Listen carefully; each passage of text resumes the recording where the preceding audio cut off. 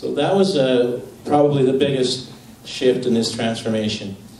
So I was speaking to Linda over lunch. So one of the challenges, one of the sad things is when we started having these discussions with our constituency, one of the sad things was a lot of the conversation was, but what are they going to do for those 30 hours?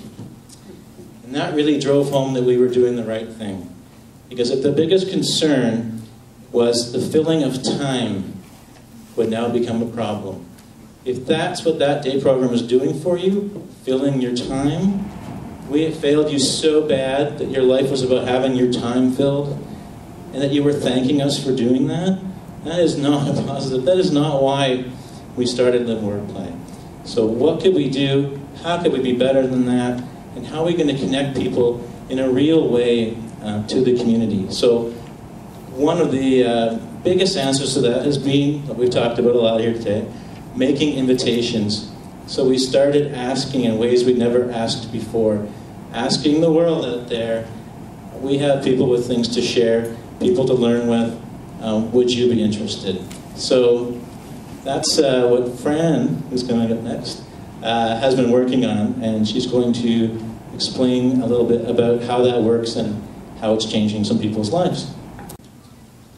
All right, so this is another kind of example of someone that we support and how his life has transitioned. So you'll see down in the corner, there's a picture of his mom, Barbara Beckett. She passed away last year in July. And as a result of that, we were kind of trying to support Chris in a bit of a time crunch to move out and be connected with some new people in the community out of necessity. And so one of the neat things that happened in working together with Lars, who introduced us to someone named Mark, who you'll see in the bottom photo. That was actually a social activity that Chris hosted a birthday party at their place. So Mark is a roommate. They share a house. It's not an institutional arrangement. He's kind of like a roommate, but also supports Chris in some ways. They do grocery shopping together, things like that. But he's not a staff and he's not a parent. So it's kind of an interesting dynamic. You know, it's a learning experience.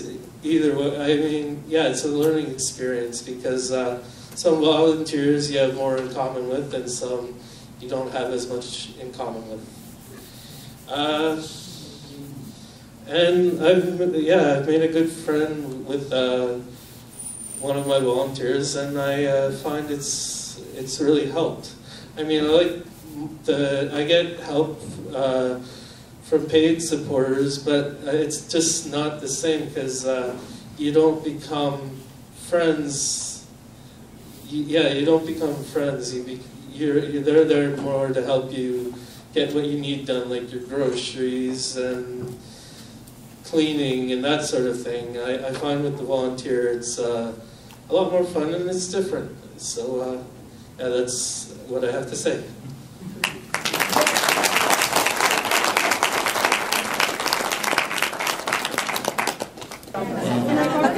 Hi, these are all, I'm Ryan, and this is all stuff people said about me today, positive things.